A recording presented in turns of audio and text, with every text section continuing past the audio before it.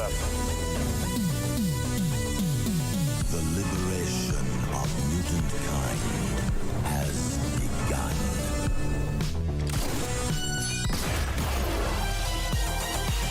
Welcome to the future. Who's this clown? Not clown, Joker. Avengers! Assemble.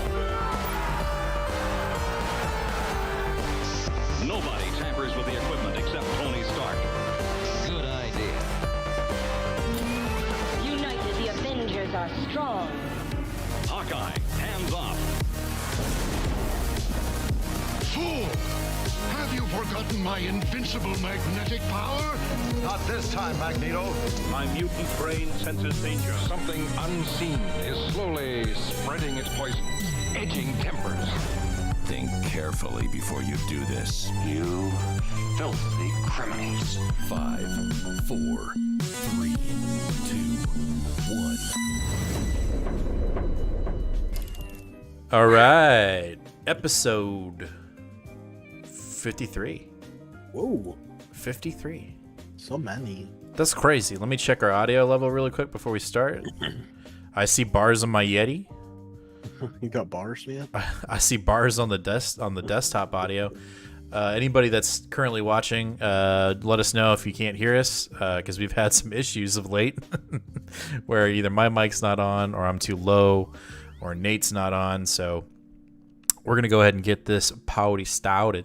And we're going to take care of some business as usual with our Two Fat Guys Pool List Mystery Pool monthly comic book subscription service sponsored by Collected Comics and Games and BrainyComics.com. So if you're new, that's a mouthful. If you're new and or if you're just like, you know what, I haven't really subscribed to this thing yet and I don't know.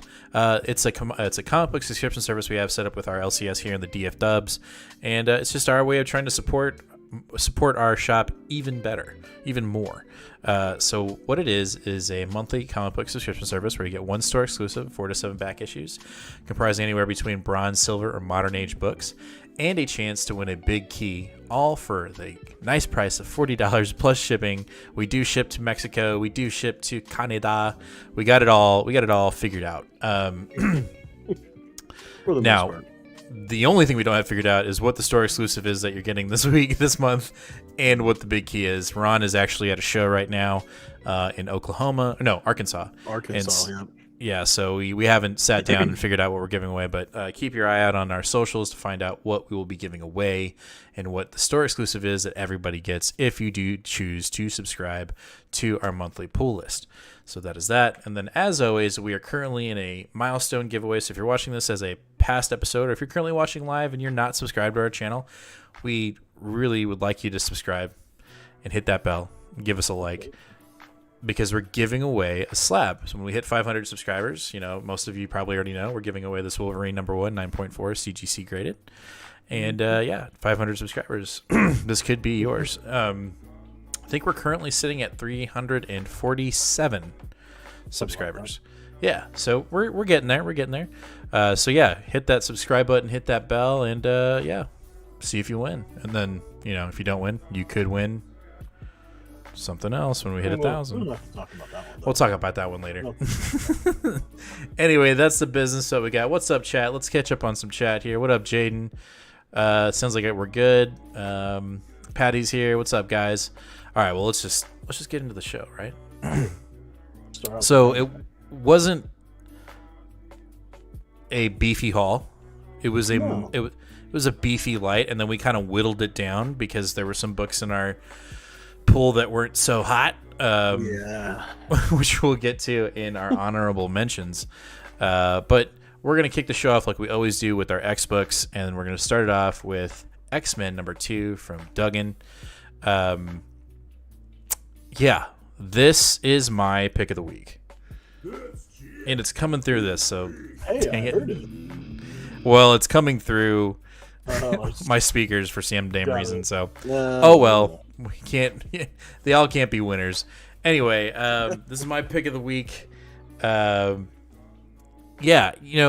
was really concerned that this issue was going to have the issue 2 slump you know, which a lot of series have, where like issue 2, like issue 1 is so hot, it's so high, and then you get to issue 2 and it's like, nope, like it's a complete slump. And this did quite the opposite. I believe issue 2 was better, in my opinion, than issue 1. Like issue 1 was nice. Like we got the setup, you know, we got the treehouse in New York City. We're establishing the X-Men group as the new superhero team from the X-Men that are going to save the Earth, you know, keep the Earth in check. You know, giant robots and kaijus and shit like that. Great, you know, and it was a good issue. But I felt like issue 2, we got good character development, and we got more teamwork. You know what I'm saying? Like we didn't have to have more setup, if you will. Okay, that's what you're saying, though. You see what I'm saying? Yeah, at first I wasn't following you, but now I got it. Yeah, like it just, I'm not saying it was straight to action, but it just felt more, the pacing felt even better. Like issue 1's pacing was great. There was nothing wrong with it, but this felt even better. It just felt like we were really diving deep into the team. And then on top of that, the other reason why this issue is my pick of the week is Pepe Larraz. His artwork is so... You gotta start saying his name right, or else... No, I like Pepe Larraz. Sorry, fine. I'll say it right once, but then I'm going to continue to say Pepe. Pepe Larraz's artwork is absolutely majestical. It's fantastic. It's amazing. And then on top of that, Garcia's coloring. Holy shit, man! Like this book is so vibrant, and it just feels like there's movement. You know, and it brings me back to Hoxbox. Like it feels so good, and I cannot wait for Inferno when RB Silva. I know there's a couple other artists that are going to be on the Inferno books, but RB Silva's on some of the Inferno books, and I'm like, hell yes, thank you so much. Like I cannot wait. Yeah, I love him on Fantastic Four right now, but I would love it even more if we could pull him off and get him in an X book. Back on an X book, like, and I know, like I one of the random panels was from this book, and I was like, it's so good. It's such a treat to have PP on here, and it's great. Like I can't get enough of it. And then obviously the writing is not Hickman. It never will be Hickman, right? No, it's not the same, not his style. It's not his style. But that being said, Duggan is just, I feel like the voice is there, right? Like I don't feel like this is an unnatural book within the Hickman Hoxpox universe. You know what I mean? I was going to say that I think my favorite thing about this book is the voice that we get from this team. That this is a team that is taking on serious problems, but not taking itself too seriously.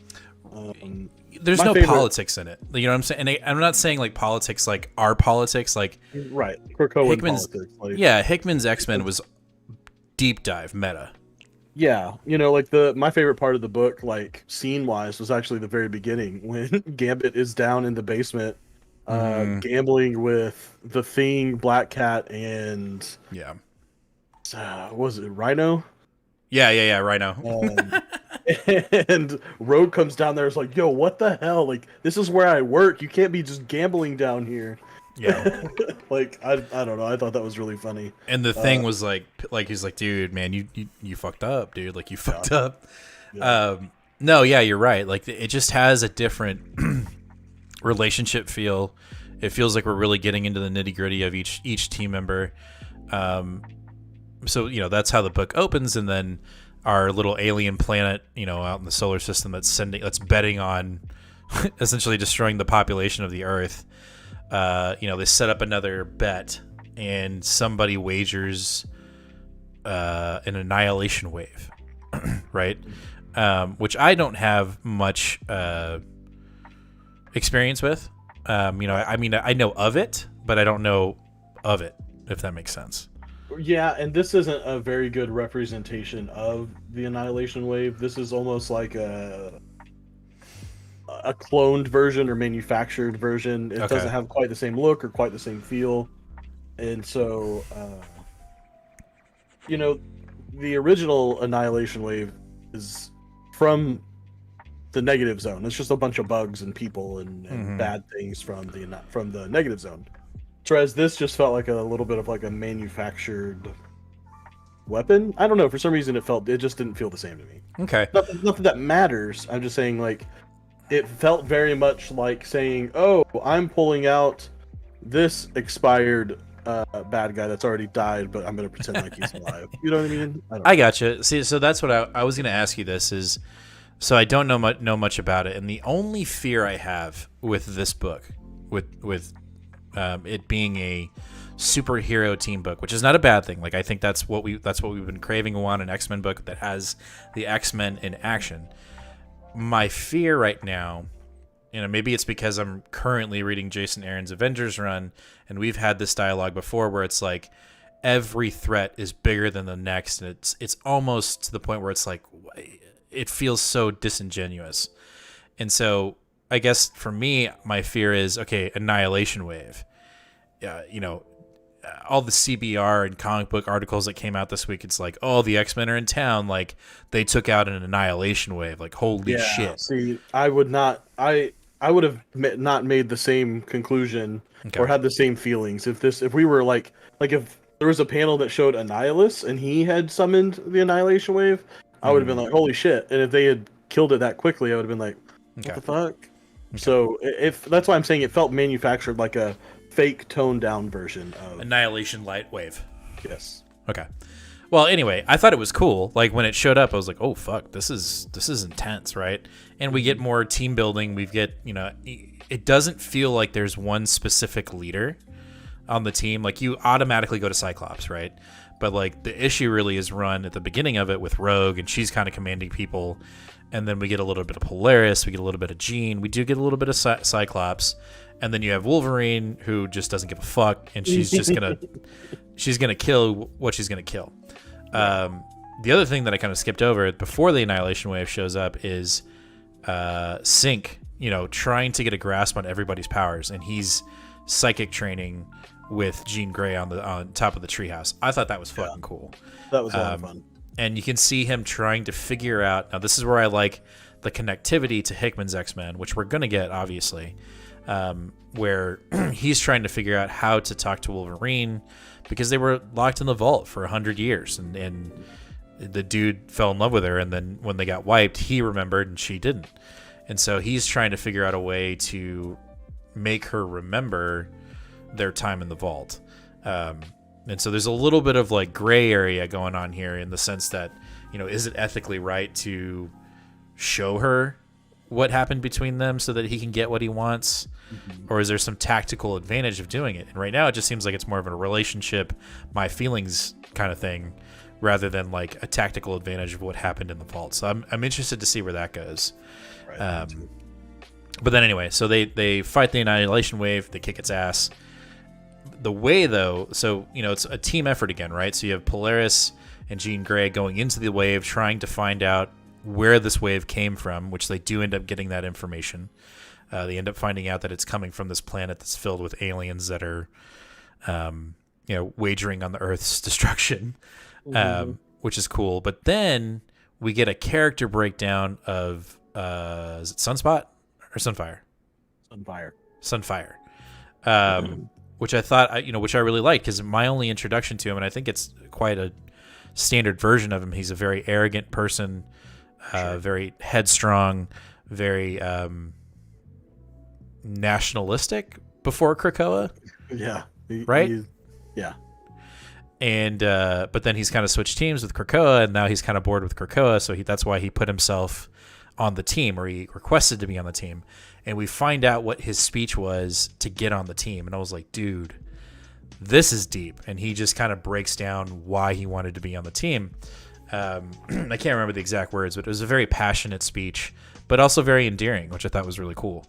And so, he saves the day. He basically lights the Annihilation Wave on fire to the point where he's described as, a star, a burning star. Yeah. But then after it ends, they finish and they're like, all right, we're going to go back home. And, some of the humans that are there when this is going down help them fight the Annihilation Wave, whether that's shooting their guns or distracting the monsters. And so when they're getting ready to leave, one of the, guys is like, hey, where are y'all going? And Sunfire comes up and is like, we don't really expect to. This is like a two-way road. Like, we figure you're gonna be pieces of shit to us, so we're gonna leave. And the guy's like, nah, man, we're barbecuing. You want to eat? And they end up having a barbecue with the mutants, which I thought was really cool. I think that's, it might be a false sense of security. I feel like, we are going to be having some betrayers on Earth that are human. It's coming. We know it. Oh, no doubt. Orcus. Yeah. Sure. But it's cool to see a population on Earth that genuinely accepts the mutants, accepts their help. I mean, that town would have been completely dust if it weren't for the mutants. I don't know if this is true or not, and I kind of want to tweet Duggan and be like, hey, was that you? Because I feel like the guy that offers them barbecue looks like him. Oh, really? Yeah, like, give it a look and just see. Like, I think it's him. Maybe. I don't know. Maybe it's been a while since I've seen a picture of Duggan. Yeah, I'd put them side by side. I think it is. Anyway, so we get that. They enjoy a meal with each other, with the humans that they saved. And then we get a cut to a family who is having dinner with somebody. And I don't know how to explain it. Basically, the wife has cooked dinner. She fucks up the dinner. The husband's like, don't worry about it. And then he pushes a button, and the wife and child die. Just straight up face planted in their food. Yeah, it was weird. Well, I know who it is. It's the High Evolutionary. Guaranteed. And he's playing Dollhouse. And so his whatever he made fucked up. So he's like, I'll make new ones. We'll kill you. That makes sense, because then you see that little like monkey gorilla type guy. That's from the first cover. Yeah. So that's the High Evolutionary. So we're getting ready to go in that realm. Now, how involved High Evolutionary will be, how many issues he'll be in X-Men, it remains to be seen. But I kind of feel like he's going to be tied to not only the alien planet that's doing the betting, but I think he's also going to have a tie to Orcus and the new villain, the guy that wanted to colonize Mars that got completely stripped. Yeah, I can't remember, but I know you're talking about. I just have a feeling he's going to be in the book a lot longer than some people think he's going to be. I don't think he's going to be like 3 issues. I hope he's in there a lot longer. Just because the idea of like gorillas with machine guns for hands just sounds really fucking cool. All right. But either way, this issue was fantastic. I thought, again, writing top notch, artwork fantastic, coloring amazing.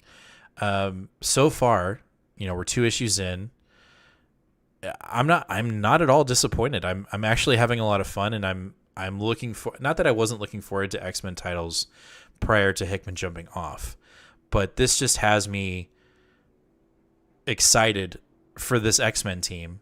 And then the other thing that I find a little interesting is it kind of fills in the void, at least in my mind. Okay, so there's the last Annihilation wave coming to Earth, and it's killing people.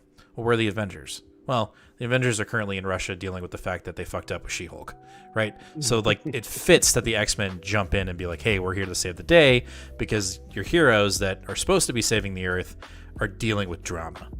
Right. Right? So, it doesn't... I feel like it works perfectly. Like, they fit together really well so that you can make that... If they wanted to make that connection within each other's books, they could. Yeah. In my mind. Either way, that's X-Men. I freaking loved it. It's my pick of the week. Yeah,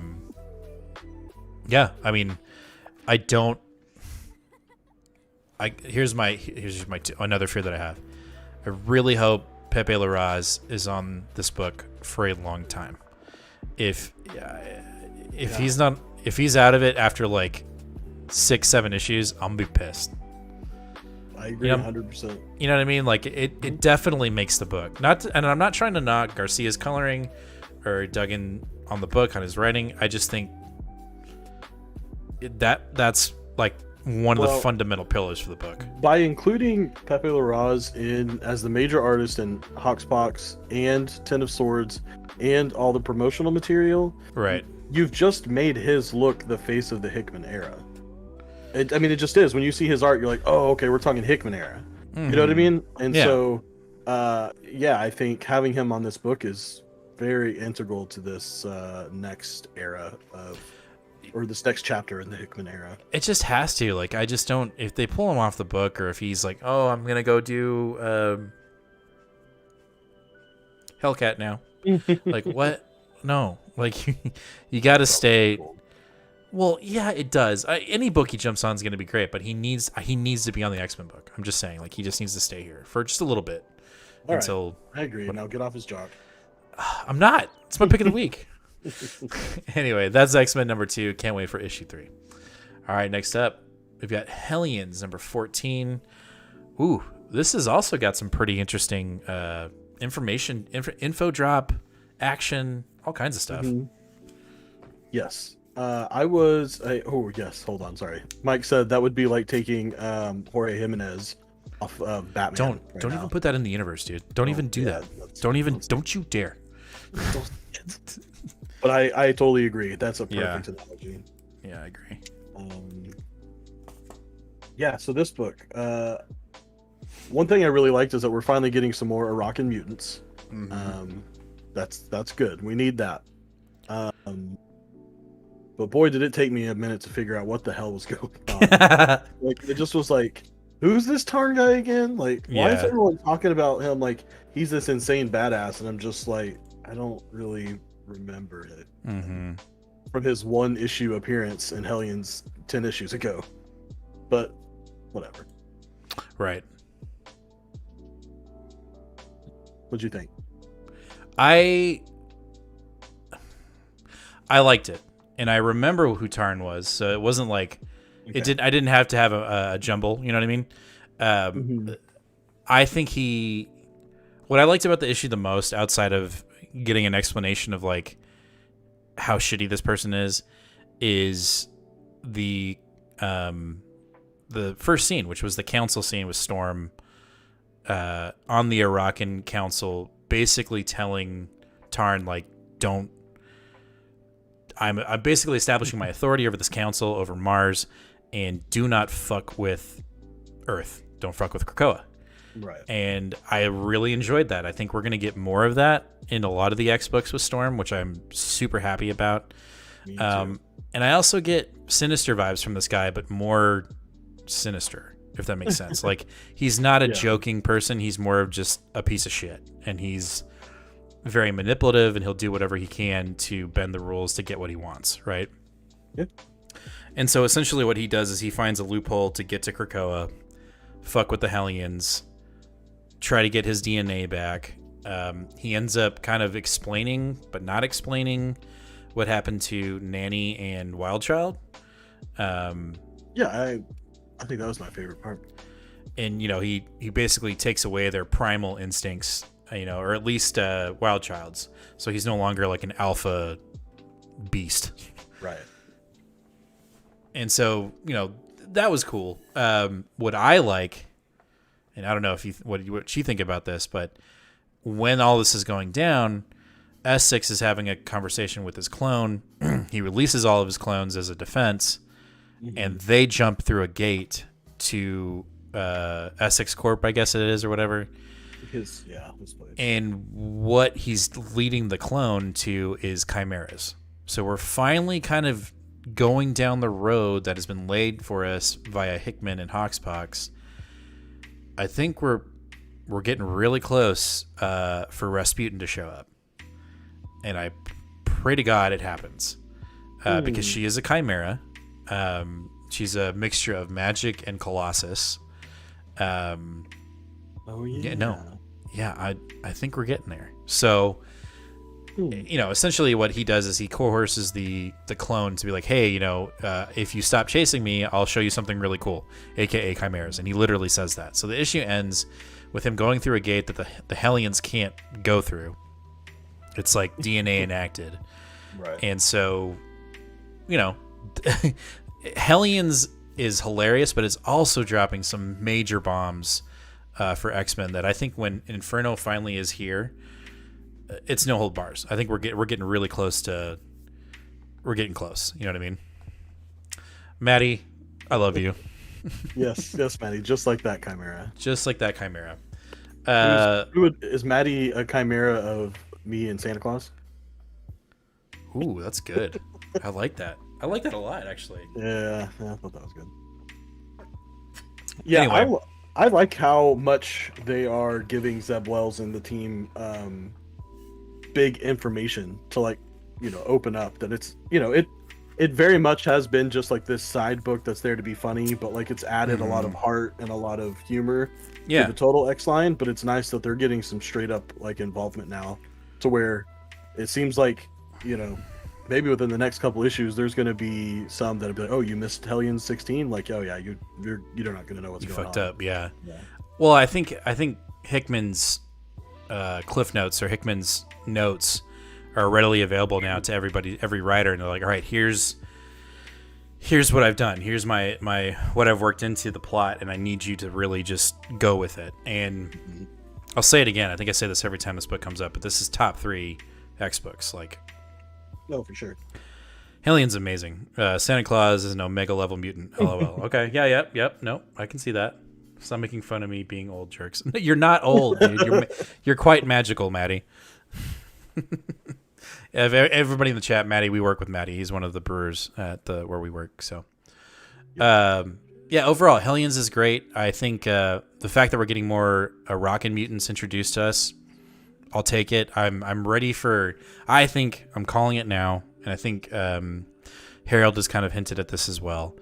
I think we are after Inferno. We will be getting a Hickman Rockin' book. And I hope we get it, because I want more Rockin' mutants, not only in the X titles, but I want their own book. I want to get to know these mutants. I want to see their life on Mars.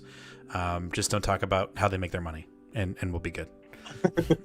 Yes, I can agree with that. There you go. So that's Hellions. If you're not reading Hellions and you're interested in X-Men, I would recommend picking it up. You may need to know some things here and there, but just read Marvel Unlimited and or Ultimate or whatever it's called, and go from there. So, all right. After that, we've got Avengers, issue 47, part 2 of the World War She-Hulk book. I really liked it. I actually liked it a lot. I thought it was really cool, because what we get is that we're continuing this transformation of She-Hulk being in the Red Room, getting brainwashed, and she's effectively in a room on steroids. Just so the room that she's in is almost an exact room that the Winter Soldier was in when he was getting turned, but this one is like 211 because it's She-Hulk. And dude, I mean, they really they mind fuck her, basically. Like they really mess with her to the point where she's questioning her existence. They're diving in so deep that they know that there's a part of her that wants to be bad, that wants to be a monster, and so they're trying to unlock that. So they're planting seeds within her brain, brainwashing her to really, just the same thing with like the Winter Soldier. They locked in all these little fail safes so that she couldn't get unbrainwashed, right? And that's essentially what they do in this book. It kind of backfires though. So the Avengers are in. They're trying to break in to get her out. They basically succeed, but she kind of gets out on her own, and they kind of they turn a switch on that they probably shouldn't have, where she ends up becoming a true monster. And so she breaks out, right? And it's looking like she's going to attack our Avenger group, but she ends up attacking she ends up basically almost killing the entire Winter Guard, I think they're called. The Russian Avengers. She basically kills their version of Vision. She incinerates him with gamma breath. She's okay. Yeah, so remember I told you in the last issue, she gets that version of Vision can liquefy himself, and he that's how they subdued her, is he went into her brain and just locked her in that way. Okay. And so in this issue, how she gets out, she just goes rah, and she literally shoots a gamma ray out of her mouth, and he melts. He's does not compete. He just melts away. So does that, beats the fuck out of Red Guard or whatever his name is, the Captain America version of the Soviet version. And then I don't know if it's her or if it's Captain Marvel, but one of the two fight the Red Widow, who's been in a bunch of our books, in the Avenger books, who we don't know who she is, right?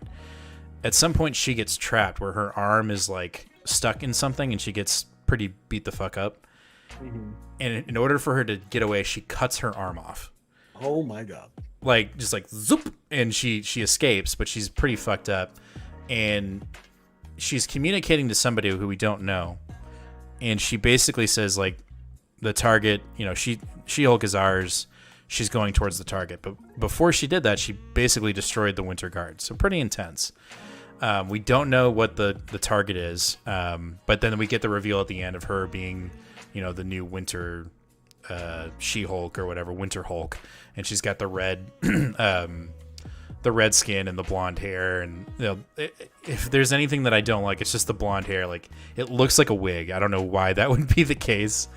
But that being said, it was actually a really good issue. Like, I felt like the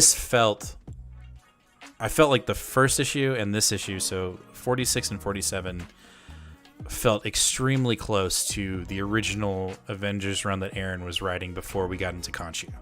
It felt genuine. It felt really good. And yes, Jaden says this cover is insane. There are multiple times where she's being, like, the representation of her mind being taken over is a widow spider, like, face sucking her face, basically. Like, there's one part where I was like, I don't know if I want to look at that. Like, it's like crawling up her nose. It's intense.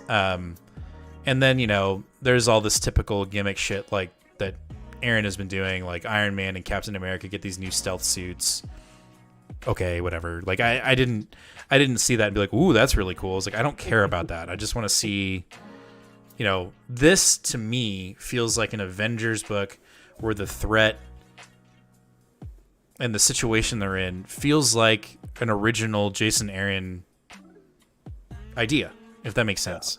Like, Khonshu, Phoenix Force, it just felt overplayed and so grandiose, and the threat is within, right? It's their own team member. Can they save her? So that's what I like about it. So it feels really good. It reads really well, and I liked it a lot. Jaden says, I do not like spiders, so I would just die. Yep. That's about right. Was Carol really in her old Kree uniform? Yes, she was. Weird. Yeah, she was in, like, she had the mohawk and everything. I think it was her and Red Widow that fought, where she, like, gets her entangled, to the point where I think that's what it was. She had to cut her arm off because the She-Hulk was coming after her, and she was like, I get the fuck out of here. So she cuts her arm off. Either way, it was a really good issue, and it read really well. It didn't feel it didn't feel fast like some of Jason Aaron's books of late. It felt really good, and I might be, being a homer in the sense that, like, She-Hulk's one of my favorite characters, right? So, like, I'm gonna like the book. But I feel like there are enough She-Hulk fans that don't like what's going on with her that they wouldn't like it, and I genuinely like what's going on in the book. So I'm digging it. I think it's really cool. Yeah, we'll have to just wait and see on my end. Hey, well, we'll get there. Next week we'll get there. All right, next up we've got Guardians of the Galaxy Infinite Destinies Annual Number 1 and Infinite Fury Part 4. So this, by the way, if y'all watched our haul video, we pointed out that at the bottom of this book it says part 4 of 8, but then in the very back it says part 6 of 8, which is what it should have been.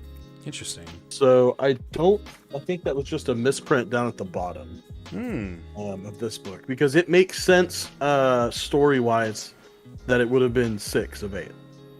Right. I don't know if you caught that or not. But, No. I didn't catch that. But this, the main part of this book, the actual Guardians part of this book, basically acts as a origin story for Prince of Power. Yeah, Prince of Power. Which is, okay. Which is what? It's okay. Yeah, it's okay. It's written by Al Ewing, so I do enjoy that he is the one that wrote the origin for this character. Started in his run anyway. Yeah. But it's basically Ewing and Flaviano just sort of having a doing these little ha jokes, but they just keep doing it over and over again, and then by the time you get to the book, I got it. I got the joke. He likes muscles, and his muscle, the mountains are named after mountain muscles, and everything has muscles. Yeah, I got it. It's funny. Yeah, totally. Just yeah.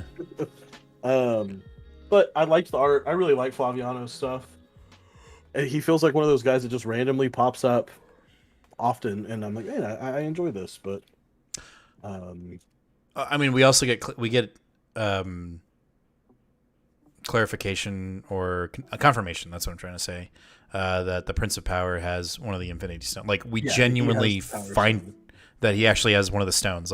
Some of the other issues were okay, yeah, he has it. What's going on here? Mm-hmm. So that was literally nice. The most summed up description you could possibly get. He's from a different planet where they have babies with host bodies or something, and they always have. They're trying to make the new son for the king and queen, and they always do. What did they call it? Baby plus another. What was the joke? I don't remember. I don't. Oh man, I actually thought that was a really. They call it breeding an heir and a spare. That's right. I thought that was really funny. But yeah, basically, Prince of Power is the spare, the one that's dumb and not strong, and he's just a loser. And as he's growing up, he's just a weird guy that works at a meaningless job in the kingdom, while his brother is the big giant hunter that does everything great. He's eating jelly beans at his desk one day, and then somehow the Power Infinity Stone falls inside of his jelly beans. He eats it, and he gets endued with the power of the Power Stone. And he wreaks havoc so much on his planet because he's so dumb and doesn't pay attention that he destroys all the evil on his planet, but half of his planet is made out of evil, so the planet is destroyed and everyone dies except him. And so he's got a lot of mental health issues that he needs to work through, but he's just shoving it all down deep inside so he doesn't have to deal with it. And him and Hercules are now best pals. Now, and let me ask you this: I know you've never really watched He-Man or Master of the Universe, so this is a knockoff in the sense that the character design is all. His origin story is a knockoff version of Masters of the Universe and He-Man. Okay. His brother looks like He-Man but with black hair. He's got a power sword and all that shit. That's exactly what it was. And isn't that what the main bad guy looks like in He-Man? Skeletor, yeah. So when I was reading, I was like, this is funny. Also, this is kind of okay, I get it. The other thing that I found interesting about it, and what he says is, if he wanted to become more powerful, all he would have to do is up his intelligence. But he chooses not to. Right. Which I thought was kind of interesting. So, yeah, I mean, It wasn't the best. It wasn't the worst. It is what it is. It kind of fits in as an annual story. Just it's don't need it in the main run, but here it is, and take with it what you want. Yeah, and then the Infinite Furies is pretty good. Yeah, the Fury story is good. I like that one. It's basically just showing you that Fury is now completely working with Nighthawk, and Nighthawk uses Fury to steal something. I don't remember what it is. But then he starts getting out of it, though. Yes, and then at the very end, it seems like I was confused. Is he being controlled by something, or is there some type of inner yes protocol going on? Yeah, I think it's some kind of military training, some kind of mind trick training that he has, where he gets triggered out of whatever kind of psychosis he's in if he sees a certain thing, and that's what happens. So he ends up seeing. Because he does very much seem like he's in some type of trance or being hypnotized or something. 100%. Dark Hawk multiple times. He's this will be good for us, says Nighthawk. Nighthawk says that I will be happy with this, and so he very much does seem like he's brainwashed. That's what it is Nighthawk has got him under some kind of hypnotization or whatever, and he's using his military training is kicking in. So we'll see if, again, we didn't think it was going to happen, but it seems like the Heroes Reborn event is a little bit more important than we really thought. So yeah, it seems like it's Dude Talking Comics, what's up, man? How you doing? Thanks for hitting us up live. Yeah, I mean, again, I think our next one is Miles Morales. It is. So we'll see where that goes. I'll be interested to see where Black Cat, how she gets her hands on all these Infinity Stones in these specific individuals. We know how she got the Reality Stone, in the most recent Black Cat, but I just hope it's not, the way that they're touting this is it's going to be something that's going to change the Marvel universe. Well, same thing with Inferno. What they always say. Right. We'll see how it goes. But again, like you said, it was an okay issue. I wasn't like completely like, oh my god, but it was good. Yes. All right. After that, we've got Immortal Hulk 49. I'll be really quick with this one. Yeah, this I'll be right back while you do you this. go. Yeah, you're good. This issue, I don't know. I mean, it's clearly the penultimate. Obviously, we're gonna get the 50th issue. That's the last issue. To put it plainly, this issue is essentially how the Hulk gets to and goes through the Forever Gate that the Fantastic Four have, which was established in Dan Slott's run. That's literally all this issue is, and this issue is narrated by Jacqueline, I believe, the reporter from that's been throughout the entire series, that's been following the Hulk and trying to figure out his story. It just didn't feel, I don't know. It felt it was a what's the best way to say this? This issue was a gamble for Ewing, I believe.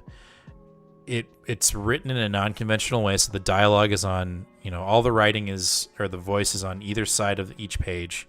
So let me just pull it out. I should just show y'all. That didn't sound good. Essentially, the entire issue is written. Let's see here. I want to get one where it's on both pages. Here we go. So all the writing is on the side. So it's on like the sidebar, right? So it's just her inner dialogue of what's going on throughout the entire issue. The Hulk, She-Hulk, and Jacqueline are breaking into the Fantastic Four's building to get to the Forever Gate so that the Hulk can basically transport himself to the down below. That's this issue in a nutshell. But it's narrated via the inside voice of Jacqueline. And I mean,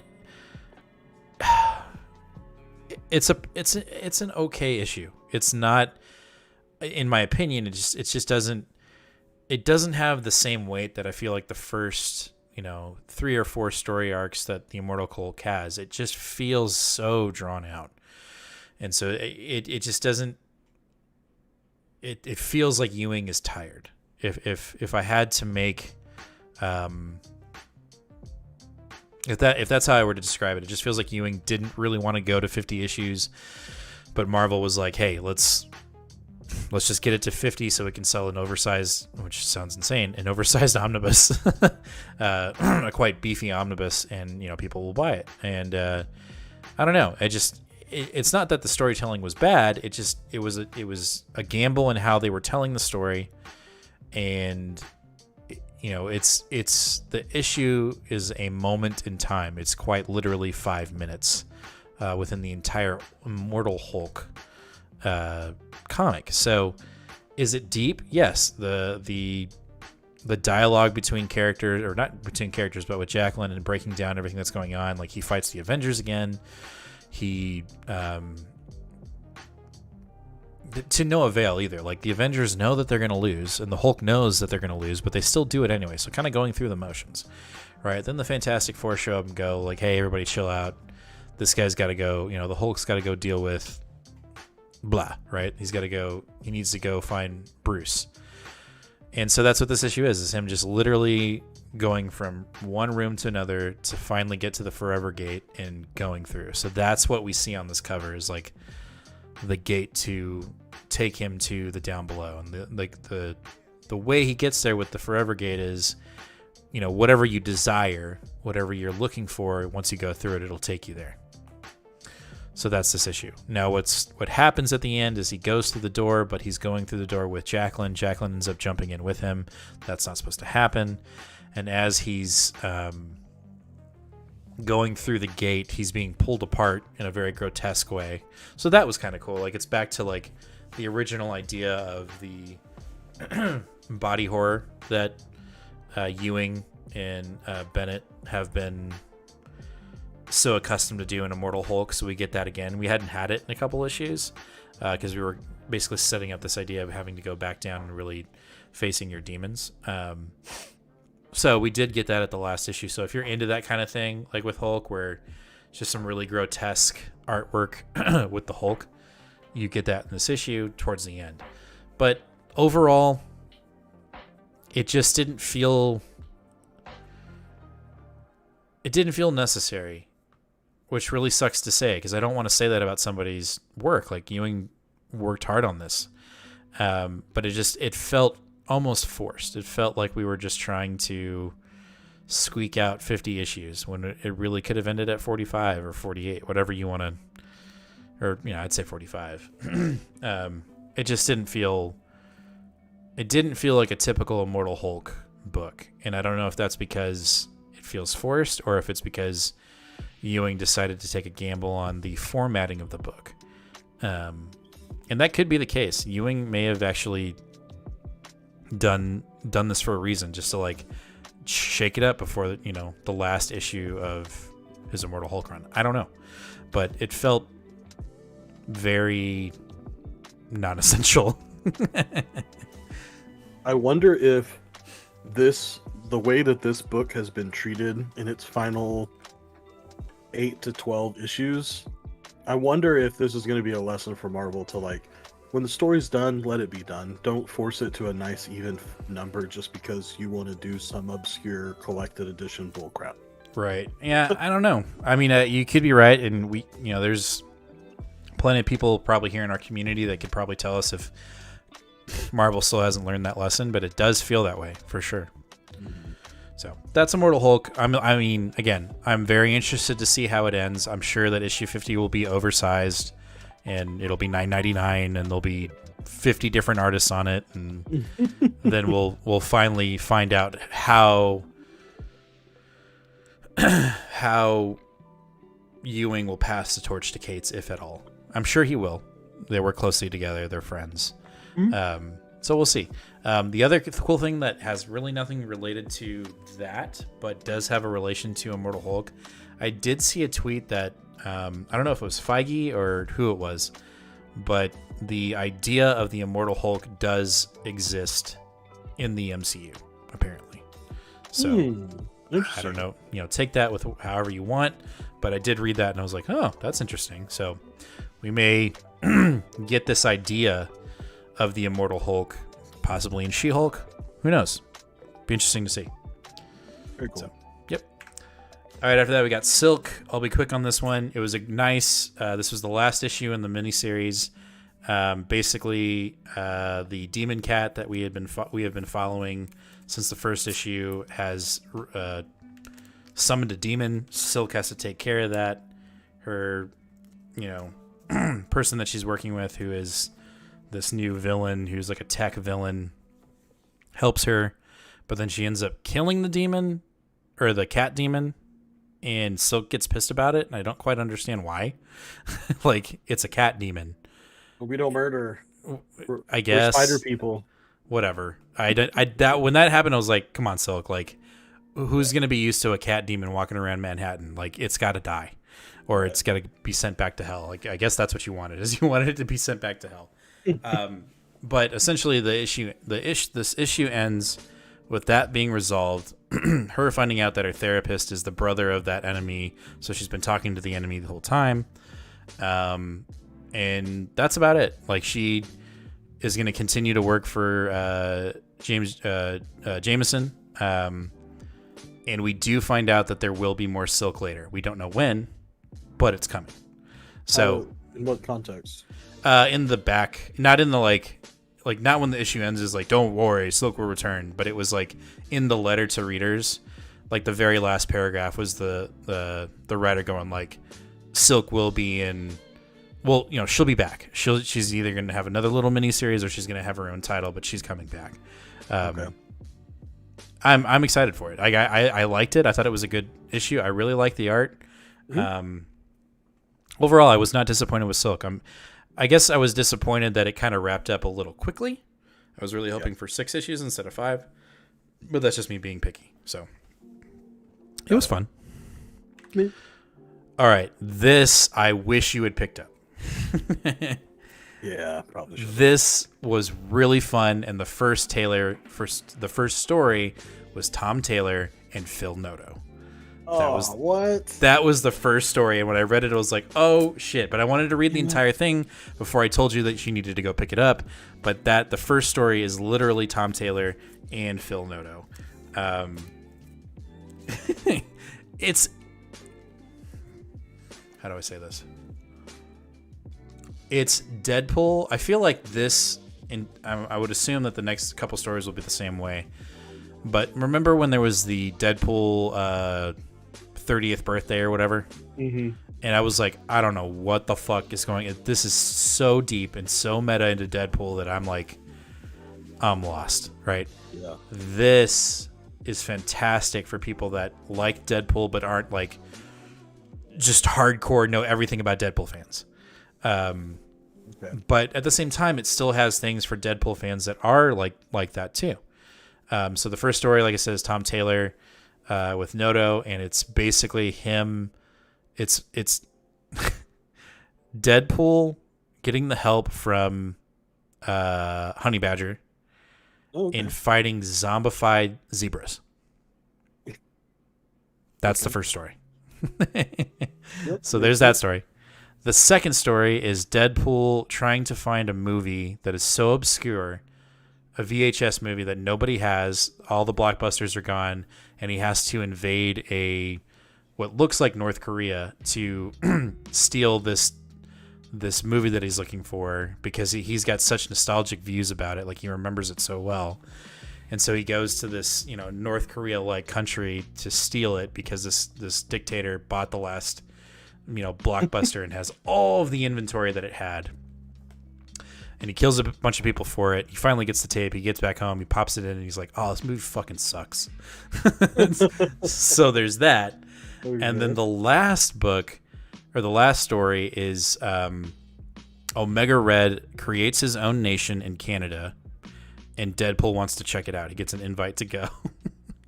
And he basically, it's just like this horrible war state, and it ends up becoming a war between Omega Red and the Soviet mutant bear. Major. And he's in the middle of it. He's just caught in the middle of it, and it's absolutely 100% obnoxious. The Alpha Flight shows up in it, and are made fun of multiple times. It's a fantastic book. I really, really enjoyed. What's the jizz is he kills people for a tape but won't pirate it. You got to get it. This book was great. It was fantastic. It was a total left turn from the previous two Black, White, and Blood series, which, no knock on them. The Wolverine was fantastic. Carnage was good. That was really good. This is just a shit show in the best way possible, and I love it. It's got, like, you can just hear Deadpool's voice in the entire book, and I just feel like every writer that gets a hold of it is just able to really let loose and have fun. And I think that's the best part about this comic, is like Deadpool never takes himself seriously, and when he does, it ends up being more funny. So it's a good book. I think I recommend you get it, Nate. I think you would enjoy it. Yeah, I might have to look for a copy tomorrow. Yeah. So I know that probably should have been my honorable mentions because I'm going through these so fast, but I mean, it's just a good time. So if you're looking for a silly goose time, this is it. All right, let's jump into our DCs with Nice House on the Lake, Right. book 3. I need to hear your opinion on this one first because I'm just not sure. Okay. I liked it. It feels a little repetitive. Yes. But Mm-hmm. I think we're also like this idea that we're going into the books with an introduction to each character. So like we're going to get a different person in each character in each book that is representative by the symbols, right? So with this character, they're not accepting of their fate. They're not accepting of their reality, right? So they're trying to figure out how to get out, right? Yeah. So I did like that. I like the fact that there are multiple people that are questioning. Is it Rick? Is that his name? Rick? The main guy? Yeah, the alien or whatever the fuck he is. No, it's not Rick, but it doesn't matter. Anyway, Mike says believe in the onion. I agree. We agree. I believe in him. I think it. I'll say about this. I like the issue. It was a bit underwhelming, except for what our character finds that we're following at the end. It took me a minute to kind of figure it out. Like when I read it, I was like, okay, whatever. And then the issue ended, and I was like, wait, what? Is there another group of people that are trapped right now? Mm-hmm. So that's for me when that light switch turned on. That's when I was like, okay, this was a really good issue. And I just liked the idea that there are people in the house that are not accepting of their fate, and like they're continuously touching the sculptures to like see their loved ones dying and merge. Like when he was describing it, how he said his neighbor and somebody else were merging together in a very violent way. I was like, oh, that's just, and you didn't have to see it. It was just, it was like a mind fuck. It just fucked with your mind so much. Okay, then I feel a little bit better. I almost felt embarrassed, or maybe I just didn't get something. I was like, okay. So okay. We're definitely. I would say that this book gets rated much harsher, or with a much closer magnifying glass than other books, just because. I would agree. I love Tynion's work so much. I love this book. I love everything he's doing. That like some of these books, I'm just like, okay, like let's just see what happens. Like this one, I'm like, oh my god, I don't want to miss a thing. And so I like take my time and I go really slow. And so sometimes, I don't know, I might treat the book unfairly, but I found the main character of this particular story to be really annoying. Like I just didn't like him. He was annoying to me.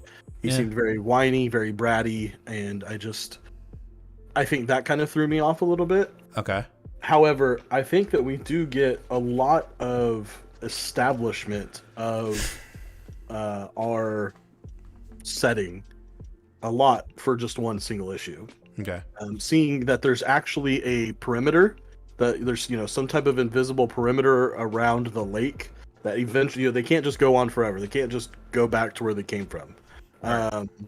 And that barrier probably does not have it doesn't go on forever, because there's birds that come through. Yeah. And so possibly a way to climb over it. I don't know. And then, obviously, like you already hinted at, he discovers this secondary, I'm not sure you could call it a house, but yeah, building that has absolutely no windows. It's completely like obsidian, and you cannot see through it. It's completely opaque. And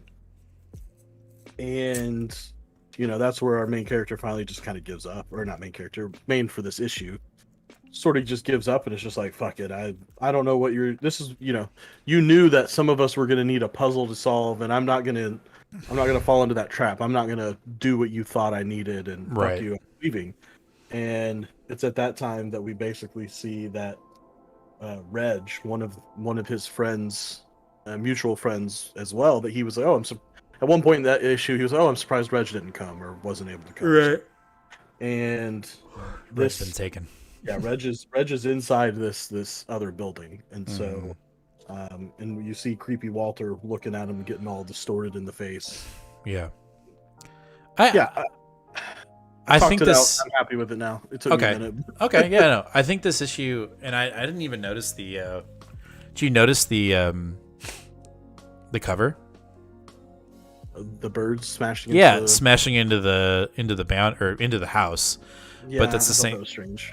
But if anything, outside of the character development of this specific character, like you're saying, we're getting an establishment of like the boundaries of the place. There's note taking that we see, and asking specific questions like, can we get in? Can we get out? How are the birds coming in? Blah blah blah. Yeah, the 2-page spread that was like his journal that he was writing and drawing in was a really, really awesome stylistic way to sort of tell that part of the story. But it's also I feel like what the readers are asking as well, like what's up with these statues? Like I had that was the first question I asked when I first got the book. I was like, what is up with these abstract statues, which I think we're going to get answers to.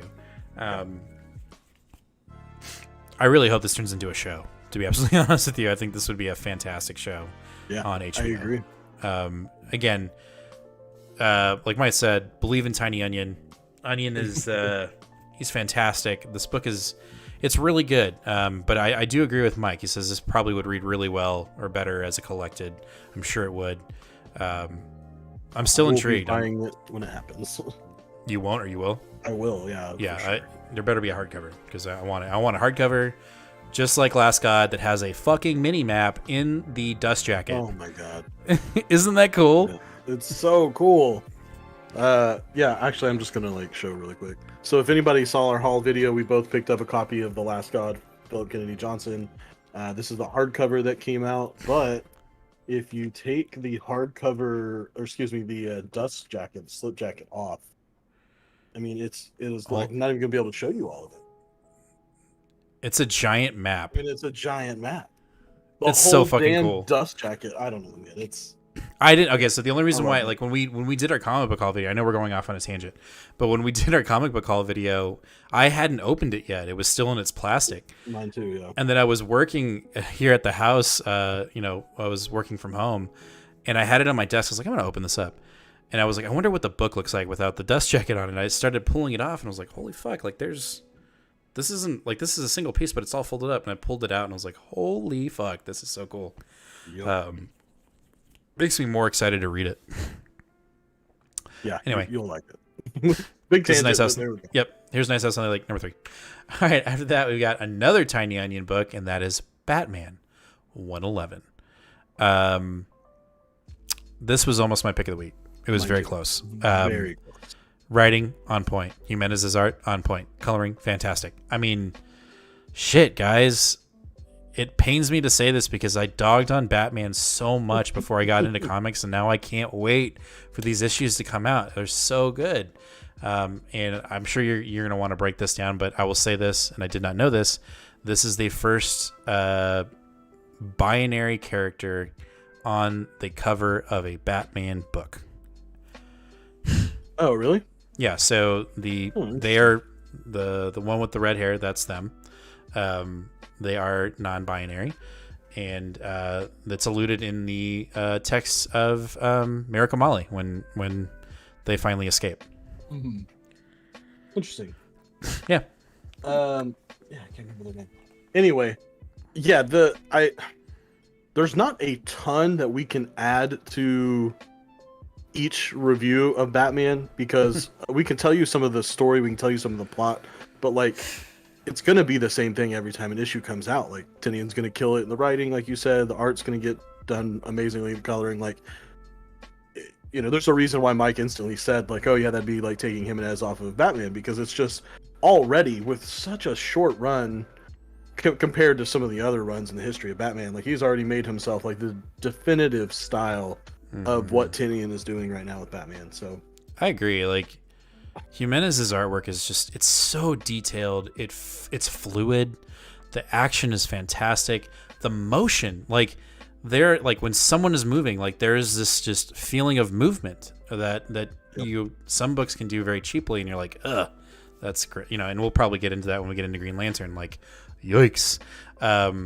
But with this, it's so good. And I think if we want to break down this issue to a T, I think the best way you can say it is Batman's Bat family is always evolving, and now we've got Ghost Hunter or Ghostmaker, Miracle Molly now. I don't know how long for, but we have her, Harley Quinn, basically the Insanity Collective. Like, we have them now. And what I really liked about this book is it was so fluid from like this storyline that we're getting, which, correct me what it's called again. What's the Cowardly like the Lot? Yeah, Cowardly Lot. Like, we get almost it's just a fluid connection from that to where we're going, which is Fear State. Like, Fear State is the next storyline, and Tiny Onion he does it so seamlessly. So like, that's where we're headed, rather than like, it doesn't feel like a complete jump. Like, we've read issues of books where we're in this story arc and then it's like, oh, and now we're here, right? And it just feels like one cohesive story. And I have not even begun to, like, I'm still in Joker War, right, from Tiny Onion, but I have to imagine that like it's pretty fluid all the way through.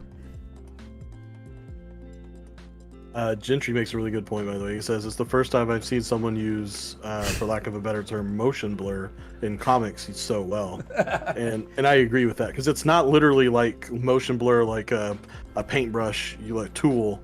It's just that, like, that fluid, that, a lot of really long exaggerated lines and stuff that are just done really, really well. Yeah. No Also, doubt. I was just going to say, I think this panel, and I'm not with my camera, I don't think I'm going to be able to show it very well, but this panel of Peacemaker, the way everything is so dark, and then you have that really like orange, almost like candlelight. I think this panel is a perfect example of how, while Jimenez is doing a fantastic job on art, I don't know we would give it as much credit as we are without Murray coloring it as well. Like, it's, no doubt. It is I would say this is probably the best, and here's like another lighting panel that just shows it really well. Using digital coloring, I think, like, to an absolute masterpiece. My favorite part of this book, absolute favorite part, and again, it's the coloring and lighting and artwork, is when Molly is telling the kid to run, and her eyeball turns into an LED, and it says, like, it spells out run. Oh, it says Scream, doesn't it? Scream, that's right, because her new weapon is Scream. She does like a soundwave blast. That was fucking cool. Like, and it's it's like in a scrolling panel down the page, and it kind of That was dope. So again, really enjoying it, loving the characters. Should this have been our pick of the week? That's the gas. There we go. We'll get our own this week, and then this will be our double. Exactly. it was just so good. I'm really glad I'm reading Batman. I never thought I'd say that in a million years, and I cannot wait. I say this only because I want it, but I know that if this were to become true, then we probably wouldn't get the artwork that we want. But I kind of wish this was an every other week book release, but I understand why not, and I don't want to rush it, so I take that back. Mike says, yeah, Noctera wouldn't be as good if Murray wasn't coloring it. Yeah. I actually didn't even put the two and two together. That makes total sense. Wow. Okay. Either way, you need to be picking up Batman. It's fantastic. I mean, I'm sure we're preaching to the choir at that point. Yeah. All right, Green Lantern, break it down, Nate. Okay. So I'm just going to get this out of the way. I don't care that comic book covers have been red herrings since the fucking 40s or 50s. Yeah. I hate it. I hate it. And especially when you're telling me that the most badass Green Lantern to ever live, Joe Mulligan, is about to go take on Sinestro Corps, and she's not even in a single panel in this book. But maybe like, she is later. I don't care. Then this should have been the issue that she's in. Oh, I was so frustrated. I was so frustrated by that. Okay. I'm gonna grab some water really quick while you break this down. Sounds good. So we are continuing our same style of this book since we have that we have since issue 2, which is we've got the nice good art with the Joe and Teen Lantern story, and then we've got the really unfortunately not very good art on the John Stewart story. So the first part is literally Teen Lantern showing up on Korgar and like literally throwing down, like just going ham all over the Sinestro Corps. And at first I was confused because I was like, is she being boosted by Joe, or is like something else happening here, but no, she was. Sorry, Mike, or no, JD. Yes, she was on the variant too. I bought that as well. She is literally one of my favorite characters of all time. So yes, I picked that up as well. Anyway, Teen Lantern, OP. I'm not very familiar with her outside of this book. I don't think she has hardly any other appearances besides this, but she like at one point is fighting like 6 Sinestro Corps. I don't know if you can see that very well, but like 6 Sinestro Corps members at once and holding her own pretty well. Which I don't know if she should be, but okay, whatever. And then at the end, she kind of stumbles and is taken down by someone in Sinestro Corps garb and yellow, garb, but is treating her properly. And at one point we get Simon comes down. He doesn't have his ring right now, but he comes down in like a Green Lantern mech suit or Iron Man kind of suit, and is going to try to protect Teen Lantern, but whoever this mysterious Yellow Lantern is like, says his name and everything, so knows who it is, and then she disappears. All that to be said, based off of next month, I think next month or October's solicitations, we have seen the cover of Green Lantern Annual for this year, and the big thing on the cover in big giant letters, it says Jessica Cruz joins the Sinestro Corps or something like that. So I actually think that's probably, obviously that's like, oh my god, like to get you to buy the issue, but I think we're already being shown that that's probably maybe a little bit misleading, that she's undercover in some way in the Sinestro Corps. Her saving Teen Lantern wouldn't make any sense if she was actually turned bad. So I don't know. Did you catch that at all? No. So the Yellow Lantern, that saves the teen, or like knocks out Teen Lantern, but then gives her over to Simon. Yeah. I think that's probably Jessica Cruz. Okay. So because that annual that we've seen in the solicitations, it says in big bold letters, Jessica Cruz has joined the Sinestro Corps, and you're like, oh, what the hell? But yeah. Anyway, I think that's what it is. I think it's some sort of red herring again, or some sort of misdirection. But yay. Anyway, I had a lot of fun with that story. It was good. The art was good. I was very mad Joe wasn't in it, but it was fine. And then you have the John Stewart story, and it's just as dumb and bad art as all the rest of it. I didn't read it. I didn't read it. No, this is the first time that I haven't read the second story in Green Lantern. I can't do it.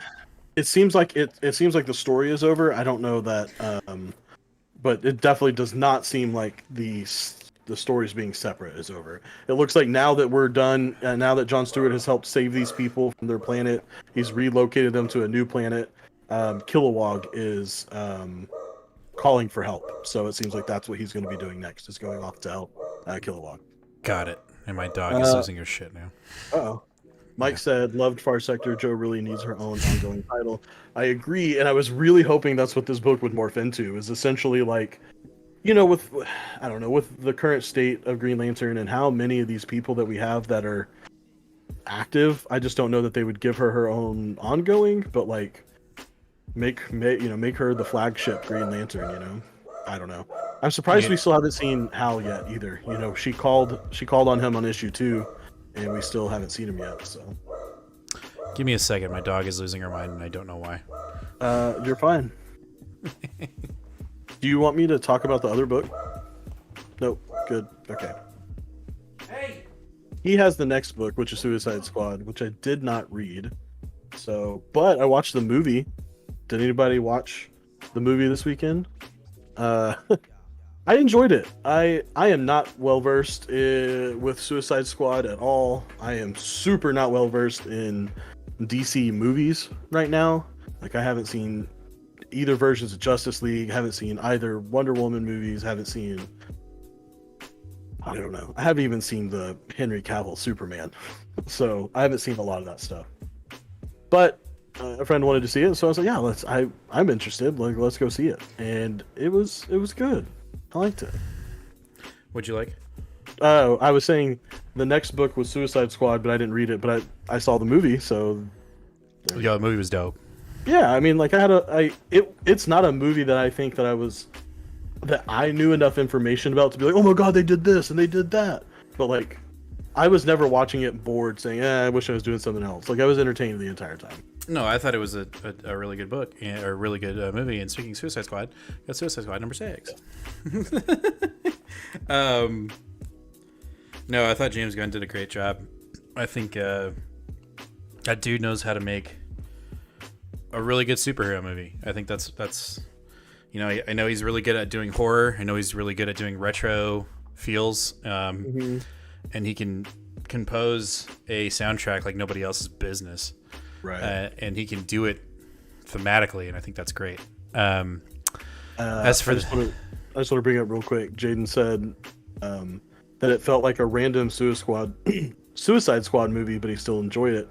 And what I feel like he's saying is exactly what it felt like it didn't have anything of consequence to anything bigger than itself, which I think is an okay thing to do. Like we can, like, the MCU is amazing and a masterpiece, and fuck yeah, I want every last thing to be tied together.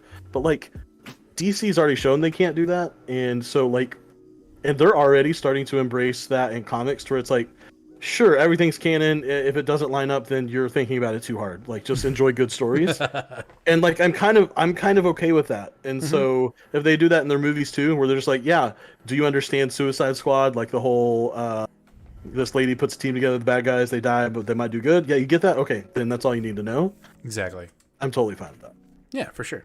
All right, comment. As for the Suicide Squad book, it's basically the same thing. You know, Waller is trying to steal as many metahumans from whether her reality or a different, aka Earth 3, and she sent Bloodsport to get the Black Canary version there. And it looks like it's going to work, and then Ultraman shows up and starts kicking the shit out of him. Waller sends in more of the original team to go in and save him. Superboy ends up fighting the Superboy that is the clone of Luthor and Clark Kent fight, and Ultraman's like, you're fucking weak, you suck, bro, I kick your ass. And they escape with Ultraman not being, you know, not getting a hold of anyone, essentially. But when they escape, they pop out, I believe, in the original Earth, I think, and another Superboy shows up to confront Superboy. Okay, so first... And I believe the Superboy that shows up, and this is going to get really confusing. Oh my god. And I don't know this, so I need all our DC viewers in chat. Jaden, if you read this or you know who this is, let me know. No, it looks like it's part of Earth 3. I don't know what the fuck's going on here. They jump. Our group jumps, right? Mm-hmm. I think it's still on Earth 3. And this version of Superboy shows up. Which looks like... Isn't that the one from the 90s? Right. Which, if I'm not mistaken, when Superman died and this Superboy showed up, it was the Superboy that is in Suicide Squad, who is the clone of Lex Luthor and Superman. Yeah. That's who that is. Yeah. So I guess that's the Earth 3 version? Oh, I don't know. I don't know. He ended up being, yeah. Exactly. Okay. So either way, I was like, when it ended, I was like, oh, this is going to be cool. We're going to get more Superboy versus Superboy. Because I remember growing up with that, you know, when Superman died and we had that version of Superboy, I thought it was dope. Is it dope as shit? So I don't know what's going on, but I want more. You know, Suicide Squad has been one of these series for me since we started getting into DC that I'm like, I'm glad I'm reading it because it's just fun. Like, it's not like you were just saying, like, there's clear repercussions going on in this book that are, you know, in Teen Titan Academy, and I'm sure in other books that are coming up, and that's fine. But at the end of the day, it's just a fun comic with consequences and not consequences at the same time. I think the artwork in it is fantastic. I love the involvement of Earth 3. I've been a huge fan of the Crime Syndicate miniseries that's been out. I know a lot of people aren't. That's fine. But I want more of it. And I really like, and obviously this was kind of done on purpose, I think, the Suicide Squad book being released and kind of coinciding with James Gunn's Suicide Squad, because Peacemaker's in the group, Bloodsport's in the group, so we're getting some tie-ins here. I enjoyed it, and so like I said, they jumped, and there's a little bit of this mystery. Again, I am a novice DC reader, so I don't know the actual weight of what just happened at the end of the book. Like, I know that's Superboy, but what's Superboy? Is that Superboy from our Earth or from Earth 3 or yeah? I guess what's going on here? He looks fucking cool. I'll say that. So anyway, that's Suicide Squad. It was good. Oh, do I not? I guess I put this in.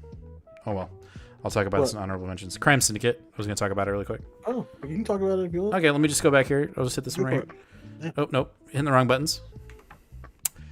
Crime Syndicate, issue 6. It ended. Basically ends with the fact that Crime Syndicate is here to stay.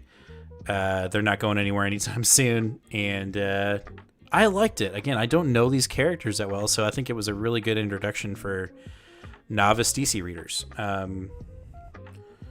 There's some pretty brutal moments in here. I mean, the Green Lantern, or the Emerald Knight in this book, ends up going back to the Crime Syndicate. Originally, he was with the Hall of Justice or whatever, and he ends up coming back. He gets his finger cut off with the ring and then gets it back. Pretty intense. And the Atom that's in this book, or the version of the Atom, ends up, once they rule the day, essentially, she ends up torturing Lex Luthor in Earth 3, where she gets so tiny and she goes up the nose of Lex Luthor and presumably is going to torture him / kill him. So that was pretty intense. And she does the same thing in this book. She ends up killing Ultra Girl, who is Supergirl in Earth Prime, or our DC universe.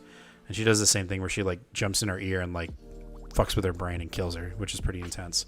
So overall, I enjoyed the Crime Syndicate miniseries. It's definitely built for novice DC readers, which I liked. And I hope we get more. Maybe not necessarily a standalone Crime Syndicate book, but maybe more Crime Syndicate stories within our DC books. I really hope we get that. So yeah, I'm already picking this up in a trade. It was fun. It was just a fun ride. It's nothing groundbreaking, but it was good. Yeah. All right, Under Independence with Scotty Young's "The Me You Love in the Dark." A lot of hype for this book. I liked it, but I didn't. It didn't blow me away. Yes, that's exactly perfect description. Okay. I very much jumped on this book because someone wrote a review that said, for fans of this and this and this and Stephen King. And as soon as you say that, I'm just, yep, okay, sounds good. And I know that's a cheap way to promote things, because anything that's even slightly dark or scary or cerebral, people just put his name on it because they know chumps like me are just going to go, okay, yes, please. And yes, I did buy his new book that came out this week. Okay, give me a break. No, I mean, you're good. No, but I mean, I liked it. I really enjoyed the feeling in the atmosphere of this book. Like, I feel like I could see this as an animated show already, and I felt like I was in the house, at the certain points, especially when it was getting a little bit darker and a little bit creepier at the end. Right. I felt like I was in that setting even while I was reading in a brightly lit room. Mm-hmm. But we just don't. There's not a ton of things that happen. We get a little bit of setup, but not an intricate. A lot of it's just left for you to speculate, which is fine. And I just don't know. I used to be super intrigued by the struggling artist that can't fix their craft. It's the thing that made me jump on Radiant Black, because it's, the thing that it talked about a lot was that the main character was a struggling writer that had writer's block, and I was just like, yeah, I feel like I can relate to that, and I really enjoy that, and so yeah, totally. And with this book, I was just like, are we still doing this? And I do like that she's an artist, and so I feel like I can hear Scotty Young and Jorge Corona sort of like maybe talking out their own insecurities or something through the book. Whereas like who's writing Higgins? Kyle Higgins is writing Radiant Black. Mm-hmm. He's not a novelist, so it just didn't feel like it was his voice. Anyway, I enjoyed it. I think this is just a 6-issue mini, so okay. I will probably pick up the whole thing. I'll definitely pick up the second issue. Yeah, no, I enjoyed it enough for me to continue to read it. The part that like it definitely read fast. There's not a lot of what's the word? Dialogue or it's an artist who's trying exposition. There you go. It's an artist who's trying to get back on her feet, essentially, to like produce art for a contract. She wants a big enough space that's kind of creepy. That's just kind of where her mood is in. So she, rents out this house, and it's, told to her immediately that this is a property that is haunted. So she's like, oh yeah, please. And so she kind of plays with it, right? She just kind of plays with that idea, like, whatever, that's not real, but I'll just talk to the ghost. So throughout the entire book, she's like, come on, ghost, show me something. And nothing. And then finally it does. And it freaks her the fuck out. And we don't ever really see it until the very last page. We do see this like white tentacle, I guess. I don't know. I think that was not like I think that was just supposed to signify like air movement. Like ghostly air movement. Yeah. I don't think that was the way I looked at it is that there are two spirits in the house. There's that thing that we continuously that's like checking on her and like kind of around her the entire time. And then the last page when she's like calls out to it and it's like I'm still like I'm here, and like it writes it on the canvas, and then you see I'm sorry, and you see the feet and the legs in the doorway. That's when like this whole book was like and then you got to that part and I was like, oh, like I even was like but I don't know, I could be you're probably right in the interpretation, but I felt like there's one that's kind of creepy, and then there's this like friendly ghost that's like trying to like almost kind of childlike, like trying to see what she's doing and trying to figure out what they're doing. I could be wrong, but that was my interpretation. Either way, I think Scotty Young is doing a fantastic job of becoming this writer and not just a cartoonist. You know what I mean? Like in the sense of like, funny gag covers for Marvel. Yeah, I mean, even though he's done a ton of independent work, I don't want to say a ton, but he's got 3, I think, titles that went pretty good lengths where he was the writer. Before Strange Academy came out, as a newer person to comics, when I heard Scotty Young, I was like, oh yeah, the guy that does the covers. Like, yeah, I like him. He's cool. Right. But like now, there's no way I would associate him with that. Like I would be like, oh yeah, he writes Strange Academy, and then does these other things too. I think it was a good. I'm glad I picked it up, and I'm glad that we're gonna continue on to it. I think I don't know. I told you was it yesterday that I put away like 4.5 weeks worth of books. Yeah. And there's some that I'm like, why am I still reading this? And then there's some that I'm like, oh yeah, I cannot wait for this to start back up.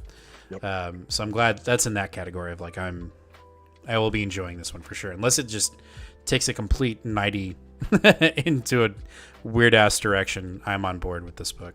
Yep, that's a good one.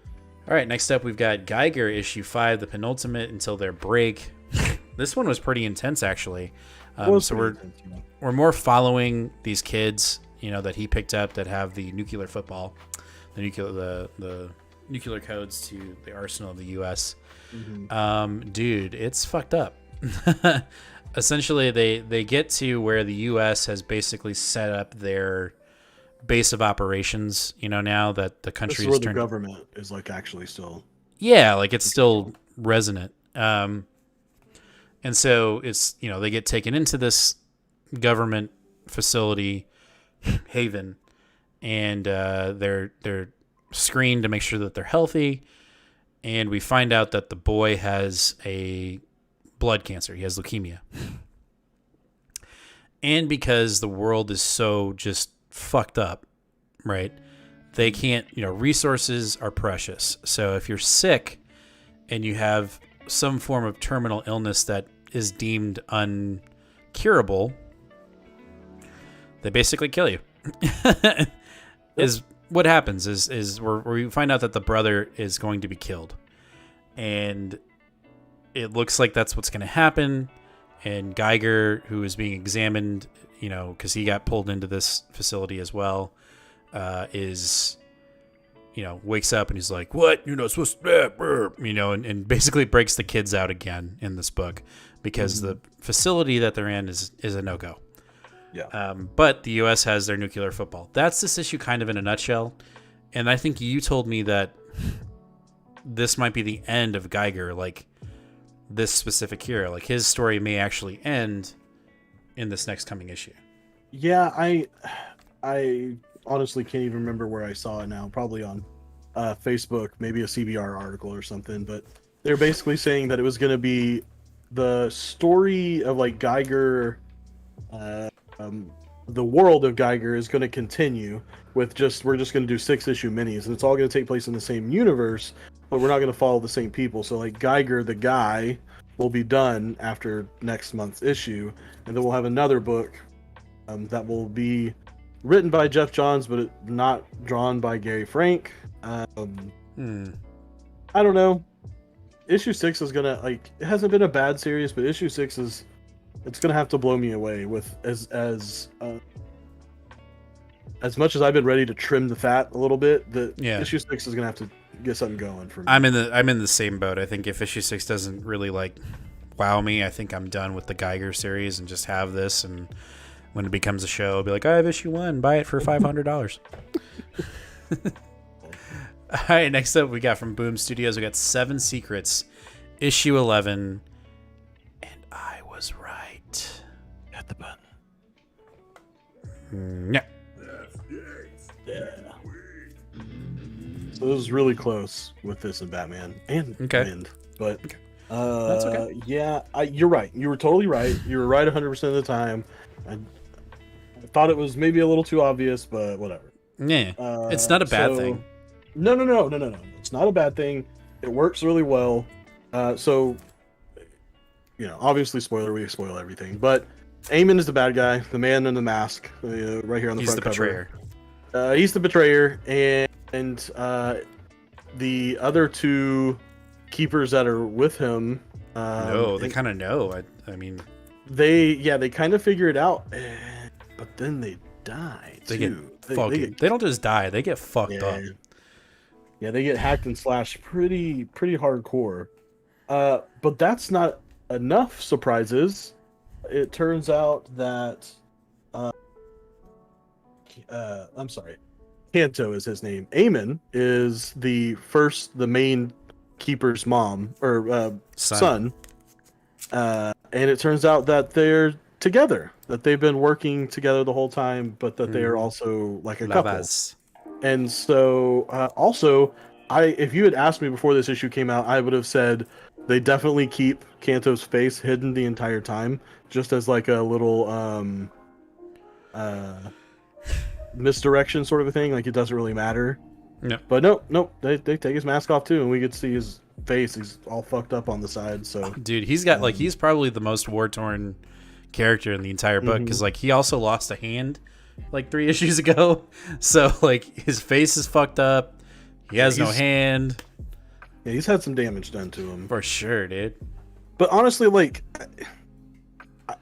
I don't want to say that's the only thing that happens in this issue, because a lot happens, but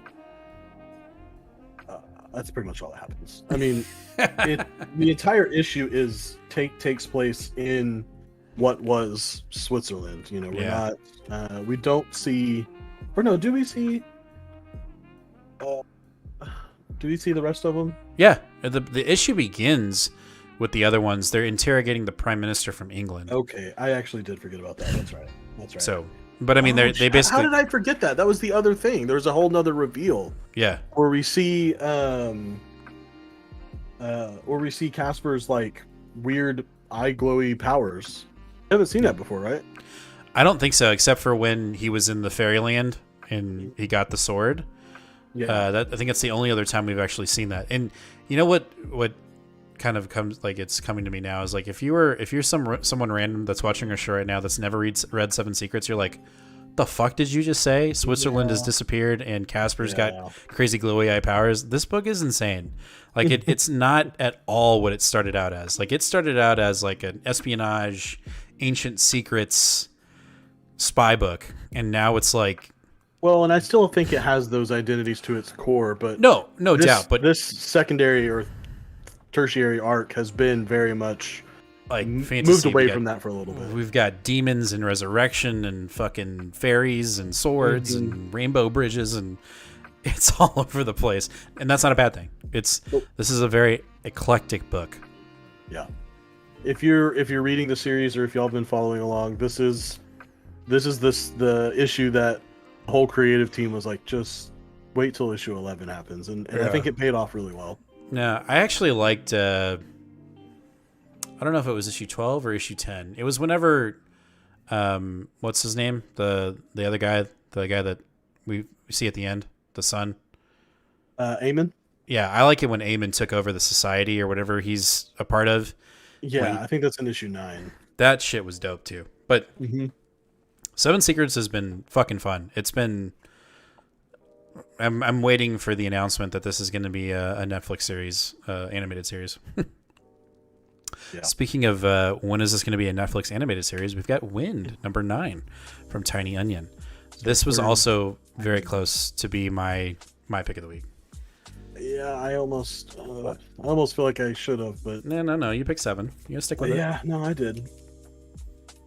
This is very similar to how I feel about Batman, which is why I think Tynion deserves the best writer of the year, that Eisner that he won, is because obviously comics isn't just about writing, yet what?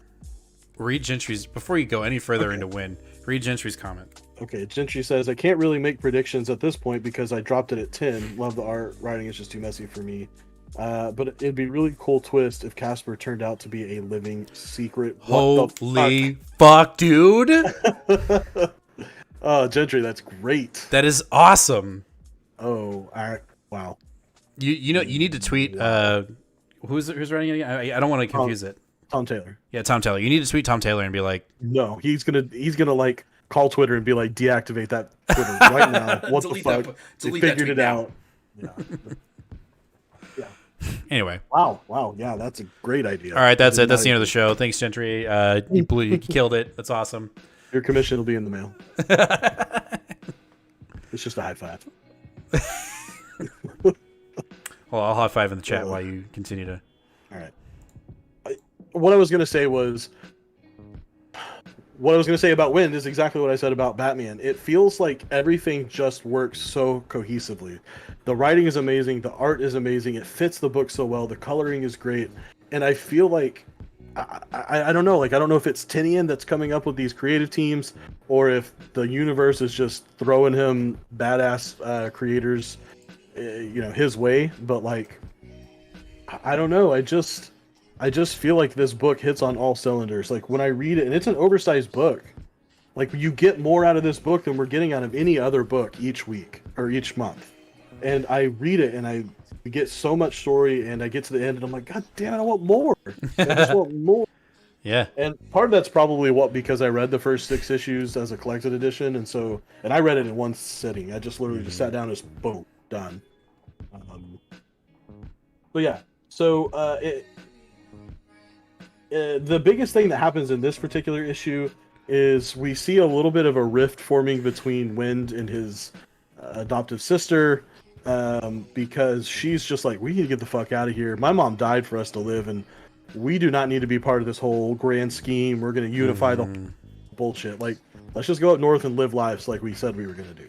And, Wind's very much not there at all. He's in love with the gardener's son, and he just like very much like, no. Like, I'm totally going to not abandon them now.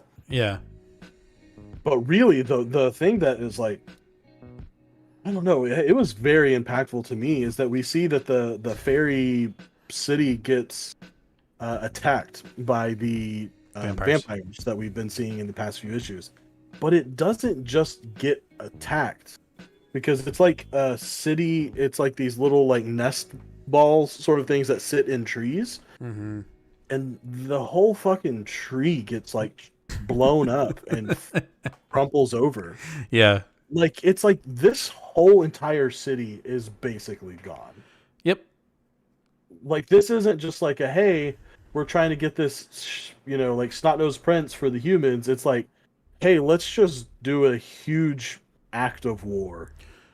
Yeah, no, it's on like Donkey Kong. Like, this isn't, like you're saying, it's not some kind of just in and out kind of thing. It's like, I'm kind of hoping it has very much in the background, but it has felt like there's always been this hint that there's like war brewing between the three races. Yeah. And it feels like this is probably the catalyst to start that. Yes, and also I think we're going to get a Berserk mode for Wind, because, the big reveal at the end is the gardener's son might be dead. Like, let me just say this. What? He's not doing well. Dude, a fucking branch, like, the tree fell on him. Like, shit. Dude's dead. Like, it looks like he's dead. Sorry, when I read comics, I just have a really bad habit of assuming that anything I don't want to happen just didn't happen, because most of the time it doesn't. Like, it's comics, like, they're not really dead. Well, no, like, the fairy, okay, so the princess fairy, right? Her mom got literally, it was like, oh, I really like this character. She's so dead. Just immediately, like, just fly swatter, gone. You're and like, she, can I have a moment, please? She was she literally set up, she set up the entire, like, history of the land and the lore, and I'm gonna save you. She saves half the party, and then she literally gets blown up in one issue. You're like, I really like this character. I hope I see her more. Dead, right? Yeah, so in issue 8, either 8 or 7, the gardener's son gets fucking fucked up. Like, he gets his insides just ripped out, and so they try to save him at the fairy thing in here in the fairyland, and then they get attacked. Like you said, the tree blows up, and a fucking branch that's the size of a Toyota Tundra or whatever lands on him, where his arm's just like it's just sticking out, like, and he's like, no, he's dead. And you could be right, he might not be dead, but I think he's dead. I think he's either dead. He was already close to being dead anyway, but now I think he is dead, and maybe he gets resurrected. But I think Wind is about to go Super Saiyan. I really do. I think he's apparently this feathered being that used to be the fourth race that doesn't exist anymore. The winged one. Yeah, I think he's about to go off. And we've also seen in his like little nightmare flashes that he can, like, he's afraid that he's gonna turn into that like beast mode, like not Correct. just him with wings, but like straight up like a bird, fucking things up. Yeah, like I'm telling you, like it's about to go down. Like, I think you're right about this whole like premonition of war, and that this is the war of the four realms, or whatever the fuck you want to call it. And then I do think we're about to get like a berserk mode for Wind. Like, this issue was insane. So Tiny Onion again, like, I cannot wait to see this as an animated series. I've got my signed number 1 ready to go when it happens, when it gets announced, and I can sell it for $1 billion, and it's gonna be great. Yeah. If you're not reading Wind, we highly recommend it. It's probably in our top 10 comics for 2020. Oh, 2021. Yeah. All right, on honorable mentions, and we're gonna wrap this up. I'm gonna go. Let's just go like back and forth. Sure. Okay, so I'm gonna kick it off with Justice League. You didn't think you'd see that one coming. This book is out of control. Boo. And I hate to say that. So anybody that likes Justice League right now, I apologize. But I'm right there with Rock and Robbie over on Pop Culture Philosophers. This book feels like Michael Bendis is on the way out. That DC is like, finish up your storylines in Justice League, and then there's the door. It just feels incredibly rushed. I don't know what the fuck's going on. And it's very unfortunate, because when we first picked up DC, I was like, hell yeah, we're going to get into Justice League. Like, this is the Avengers for DC. I'm so pumped. And the first 3 books were really good. Like, I thought they were really good. I was very intrigued. And then we got into this, United rises and all this shit. And it's not it, bro. It's just not it. And then Checkmate, like, what the fuck is that? Like, I don't know. I ain't liking it, bro. I don't like it. It's not good. And I think we've both come to the conclusion that we're dropping Justice League until we get a new writer. Yeah, I'm dropping it for sure. Which sucks. I don't like doing that. But I don't either. But, the other thing, I agree with everything you said. The only thing I would add is, as a person that came from traditional prose reading way before comics, I feel like I'm very forgiving of art that isn't up to my standard. And it's, especially if you're telling a good story, I can just sort of get along with you. But roller coaster that has been the new artist every 2 weeks, and the majority of them being very poor, has just made me feel so disconnected from this book that, like, sometimes I'm seeing characters that, like, are very obvious who they should be, but it's drawn so radically differently that I'm just like, who is this? Oh, I think those are Naomi's parents, but I'm not sure because they have totally, like, one's way taller than the other when they were the same height, or like things like that. So I'm just also the costume. Again, this is very nitpicky, but like Hippolyta, in the entire sense until this issue, was wearing like a white suit with a purple sash. In this one, she's wearing a purple sash and then she's just bare skin, and she looks really old. Whereas in the other issues, she looks like as young as Wonder Woman. So it's just like, wait, what happened? What was? And again, it's a stylistic choice, but it takes me out of the story. I'm like, wait a minute, she hasn't been drawn like that for the past 6 issues. What's going on? It's just a little weird. Rotten Blueberry, what up, bro? Quiku says, I wish Justice League and Justice League Dark became separate books. Ramby could do so much more with the full issue. Bendis is a bit a snail's pace at times. That's exactly what you said when I texted you yesterday that I said I'm dropping Justice League. Yeah, like, take Ramby, take the artist on Justice League Dark, finish that out, and then put him on Justice League. Yeah. I'd be happy. Just make that the current Justice League right now. Dude, 100%. Everyone else has got shit going on. We don't need to have a Justice League right this moment. No, like, have some fun. Maybe when Wonder Woman comes back from the Godlands or wherever she's at. Whatever. All right, what do you got? Let's go ahead and do both Star Wars books real quick. Got the 2 War of the Bounty Hunters tie-ins, which is the Bounty Hunters title, issue number 15, and the one-shot for LOM and Zuckuss. Now, if you're reading Bounty Hunters, you know who these guys are. They've been in a few issues. I said this the last time we had a Bounty Hunters issue, but this book is doing one thing really well, and that's staying on track for the story it was writing before the event started. I really like that. I admire that you're not just saying, oh, it's an event, let's just do something else and get back to it later. The issue is, I don't know why this is a tie-in. It has very little to do with the War of the Bounty Hunters. It does have a little bit, so whatever. I'm not upset because it was still a good story. It was still fun. But we're dealing with the secondary crew, if you will. The mercenary and her wife. I cannot remember their names, of course, but they're basically going to look for a third to go with them also to the Crimson Dawn meeting, just like everyone else is doing. So, it was a fine issue. It's not super awesome as a tie-in, but as a book staying on pace for the story that it was writing, it's doing a great job. Okay. For LOM and Zuckuss, not so great. It felt like this was supposed to be a book that was a little bit of filling in for a story, because I'm assuming they're going to show up later on down the road. Remember that they were essentially thrown from a very tall place in Bounty Hunters, maybe like 12 or 13, right when the series first started, when the event first started. This kind of catches you up with what happened to them, and also gives you a little bit of a background history of how they first met up and teamed up.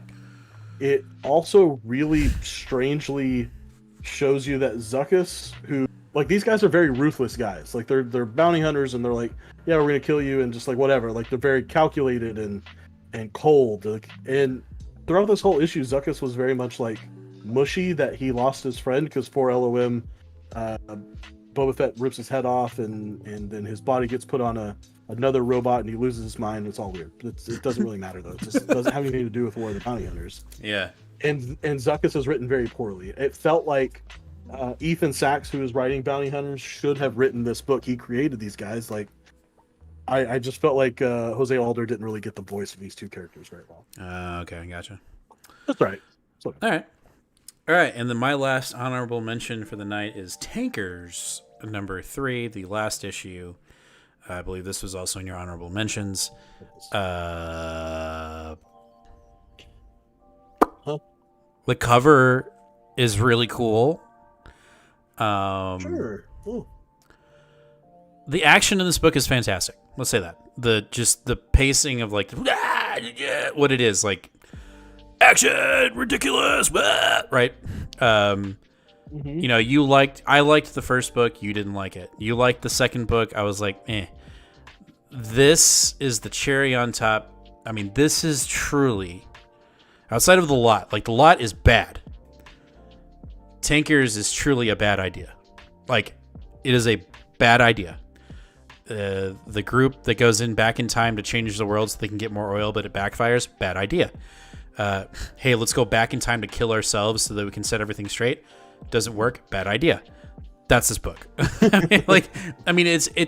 It's so bad it's funny. Like, I will say that. Like when it ended, I was like, holy shit, that was bad.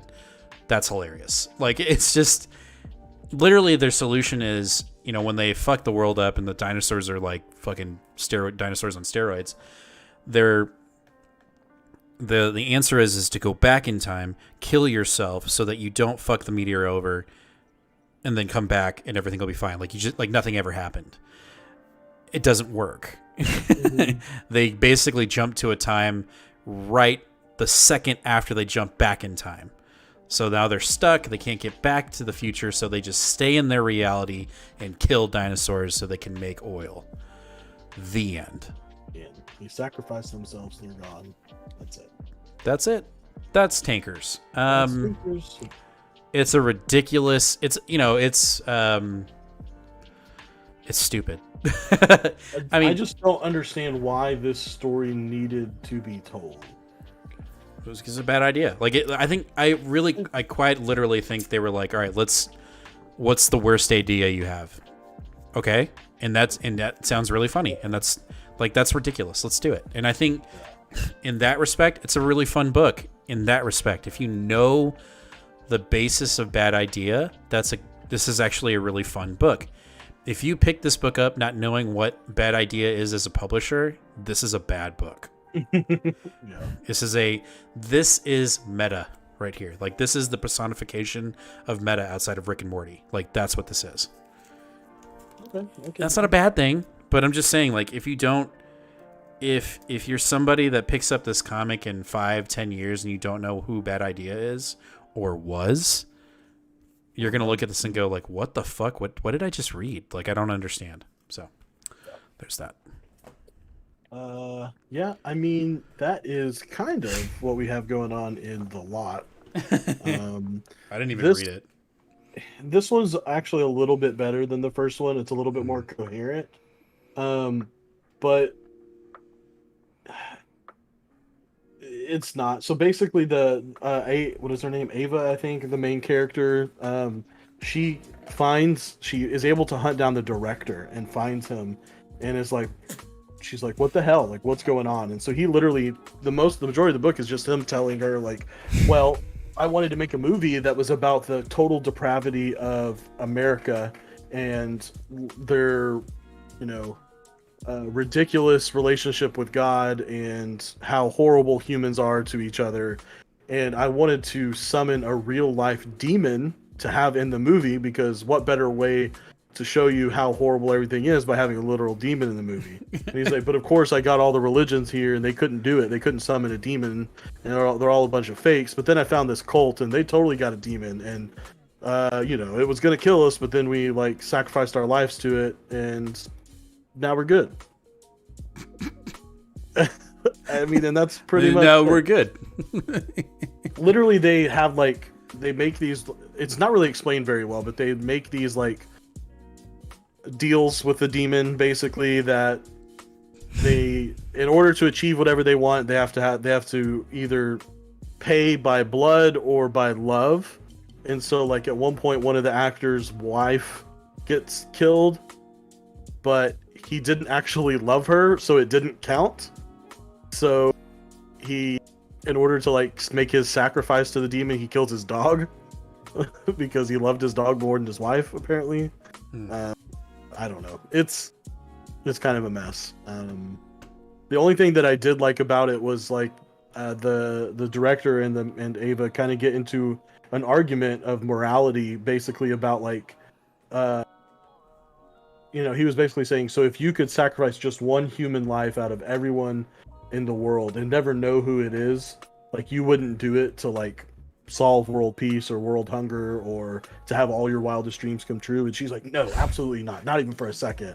And I'm like, that's bullshit. Like, sorry. Like, I'm not even saying necessarily 100% I would do it, but to just be like, oh, I won't think about it, no, 100%, no, that's just bullshit. Hey man, we only got 3 issues here. Yeah, right. That was the only part that was good about the book, because that was a pretty good conversation. But other than that, meh, whatever. I've already bought it, so I'll get issue 3. Okay. Yeah, me too. Am I going to read it? Probably not. No. All right. Well, that is our honorable mentions for the show. That wraps up our show. Just to kind of give you guys what we got coming up next. So we've got our comic book haul video coming up this Wednesday. Mm-hmm. This Saturday is Free Comic Book Day. Yes. And we've talked to Ron over at Collected, and we're going to work through it and figure it out. But what we like to do is we're going to try to pick up as many Free Comic Book Day comics before Saturday as a promo to let y'all know what we think you should pick up. I mean, they're all free. You probably should pick them all up. But we're just going to tell you like what we saw and what we're interested in, so that kind of gives you a better idea of what to pick up, or an idea of what you may want to pick up or not pick up. I don't know. Like, we're just going to do, it's just content. So we're planning on doing a Free Comic Book Day video for Friday. We'll probably release it like Friday evening, just to let y'all know what we saw, what we liked, what we didn't like, what we picked up, what we didn't pick up. So a couple of videos coming out, and then also we're going to be working on some solicitations videos. We got DC solicitations for October and Marvel solicitations for October. I'm sure we'll do DC this week and Marvel next week, but just some stuff coming up. I'm going to go ahead and give everyone a sneak preview now, though. If you've been watching Loki and you like where this multiverse fun is going, and you're excited about Donny Cates' Hulk. Oh yes. You need to pick up the free Avengers. Yeah, that is already a given. You need to pick up the free Avengers. Yeah. We got a little bit of the taste, and it's so good that Nathan is actually thinking about jumping back on Jason Aaron's Avengers run. No, it's so good. Nathan is jumping back on Jason Aaron's run. You heard it from him himself, guys. Once World War Hulk is over, I'll be jumping right back on. Anyway, just keep an eye out for that. We'll try to get it done as neat and as efficient as possible. But we've got full-time jobs too, so we got to figure out how to work all this shit in. But we want to get that content to you guys, so you know what to pick up, what to read. And let us know again in the comments. What are you reading? In our comic book haul videos, comment down there. Tell us what you're reading. Let us know what we should. Maybe we're missing something. Let us know if we need to pull something else. But again, thank you everybody in chat for joining us. Who's here live? We appreciate every single one of y'all. Thank you for showing up and talking to us. And anyone that's watching this as a past episode, if you're not already subscribed, hit that subscribe button. Hit that bell. Give us a like. We're in the middle of a milestone giveaway. Got to get that 500 subscribers so we can give away that slab. And as always, please, guys, read more comics. We'll see you guys later. Bye-bye.